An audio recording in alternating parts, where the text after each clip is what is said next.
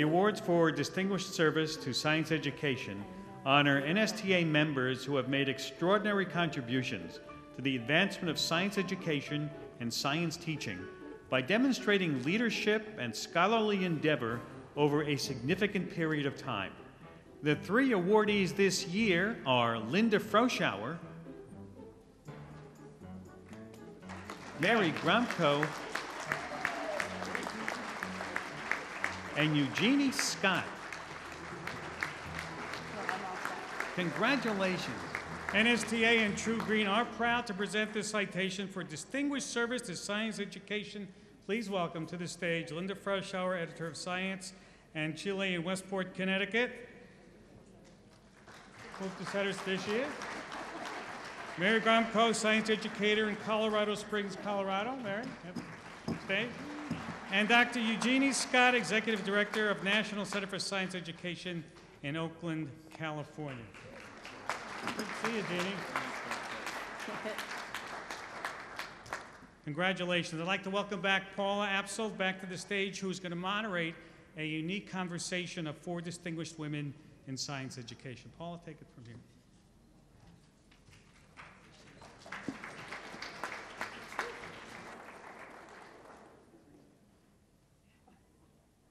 So we're sharing mics here. Jeannie, this is for you. I have the pleasure of asking each of these three distinguished educators a few questions and some general questions about science education. So Jeannie, let me start with you. You and I worked together in 2009 on a Nova film called Intelligent Design on Trial, Judgment Day. And that was about the Dover, Pennsylvania trial. And I know from working on that you've been defending the teaching of evolution in schools for a very long time. And I'd really like to know, in the light of that court ruling, Judge Jones's ruling, where do you think we stand today? Is the public more or less susceptible to arguments that place creationism and intelligent design on an equal footing with evolution? Has any real progress been made in protecting our schools from this kind of political onslaught? Well, anybody who knows me or who has heard me speak knows that I am absolutely death on the expression believe in evolution. In this case only, I believe in evolution, because it's been, the acceptance of evolution is an evolutionary process. It hasn't been that long, really, since evolution was integrated into the middle and high school curricula. Really, from the National Science Education Standards of the '90s, and now, of course, with the next generation science standards, state standards, over that approximately 30-year period of time, evolution has gradually become established as an important part of the curriculum. It takes time for these ideas to trickle through and actually be consistently taught. That said, it's not just the teachers, it's not just the education system that we have to turn to in order to get scientific ideas that are considered controversial accepted.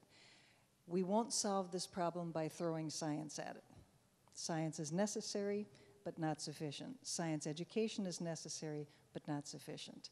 I think we will achieve a point when evolution and climate science, fields that are considered controversial, will be accepted as normal parts of science. But we all have to do our part to see that happen. So let me ask you one more thing, which may be kind of delicate. I just often hear, especially every time the PISA results come out, you hear science education in our schools criticized. And I mean, my experience with the teachers that use our NOVA educational materials is completely the opposite. I think they're fantastic, and I actually want to go and sit in on their classes. But how do teachers react to this, and what does that mean? What does it mean to you? First of all, this international testing and the comparisons that are drawn, and the reaction that it usually gets.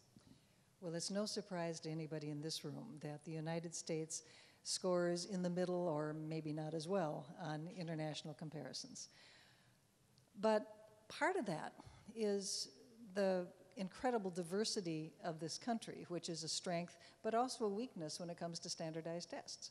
We've got incredible language diversity, socioeconomic diversity, and diversity, and not in a good way, of opportunity. You look at the countries that score really well, Singapore, Finland, they're very homogeneous in terms of socioeconomic status, in terms of the opportunity to learn. If you want to, we certainly have students in America, we certainly have schools in the United States where our children do as well as or better than the Finns and the Singaporeans. And we need to make that better known, because I don't think a lot of our fellow citizens appreciate that or even understand that. It's just the average gets drawn down because there are many poorly performing schools, not because the teachers are incompetent, not because the students are incapable, but because of a lack of resources that should be more equitably distributed. Obviously, it's hard to convince you of that. Thank you, Paul. Thank everybody for the panel. Thank you all.